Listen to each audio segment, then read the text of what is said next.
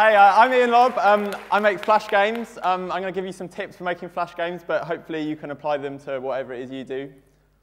So make it fun. So when you're making games, it's kind of quite easy to get caught up in how cool your code framework is or how great your particle effects look. But if you don't make something that's actually fun to play, like, what's the point? Okay, make it obvious.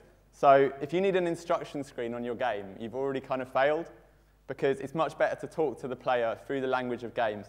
So in Pac-Man, when you get the power pill, the ghosts go blue, their mouths go wibbly, they start running away, and the player gets the clue that, something's changed here, maybe I can eat the ghosts now. Yes, I can.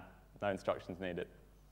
Okay, you've got 10 seconds to sell your game. So the way kind of players play Flash games is that they kind of do it like they're surfing channels on cable TV. So on a site like Congregate, there's a choice of 18,000 different games.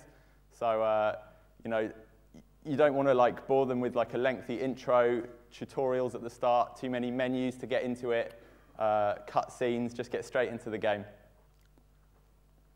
Okay, do a good control scheme and one that's appropriate to your audience and the type of game you're making. So if you're making a casual puzzle game, use just the mouse, and if you're making a platform game, use the arrow keys and spacebar, but try not to mix mouse and keys in one game, because to a lot of players, they'll find that weird. But it's okay to, if you've got a pretty hardcore audience. But okay, evolve your game. I've worked on far too many games where there was months of planning, storyboards, wireframes, emails back and forth with clients, conference calls, but only 2 weeks before the deadline did any development actually start. And so the day before the deadline was the first time anyone played it. And is it fun to play? No, it's not, but it's too late to change it. So throughout the process, you need to make prototypes and iterate. Start with a prototype. Okay, stick a face on it, right. So even if you're making an abstract puzzle game, you should really look for ways to introduce characters to make it feel more human and approachable. Playtest.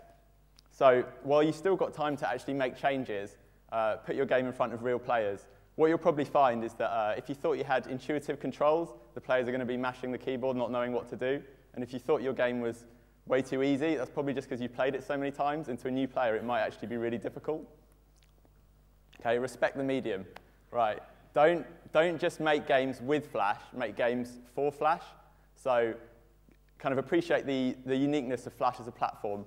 There are special genres within Flash, like tower defense and physics puzzle, that have evolved for a good reason.